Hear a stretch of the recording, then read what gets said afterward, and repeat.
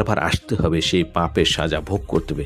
যদি আপনি বিদ্যা জ্ঞান অর্জন করেন, যদি শিক্ষা অর্জন করেন, তাহলে আপনার মধ্যে সেই শিক্ষার গুণ থাকতে হবে, আপনাকে সৎ হতে হবে, আপনাকে নির্ভীক হতে হবে, আপনার দায়িত্ব কর্তব্য কর্মকে বুঝতে হবে। এই সব কিছু কিন্তু ভগবান শ্রীকৃষ্ণ গীতার মধ্যে দিয়ে গেছে।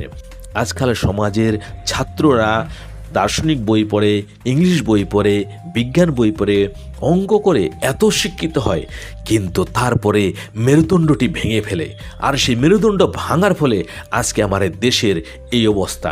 কেননা সমস্ত ঘুষখোর, জোচ্চোর, মূর্খ এদের তলবার চাটছে, এদের গোলামি করছে, এদের দাসত্ব করছে, শিক্ষার কোনো মর্যাদা দেয় না। আজকে যদি আমাদের এই রাজ্যের মধ্যে 2-4খানা আইপিএস বা 2-4খানা এসপি ডিএসপিও যদি তাদের মেরুদণ্ডকে সোজা রাখতে পারতো, সরকারকে সিধা করতে 24 ঘন্টা লাগবে ওদের কাছে, কিন্তু সেই মেরুদণ্ড ওরা ভেঙে ফেলেছে।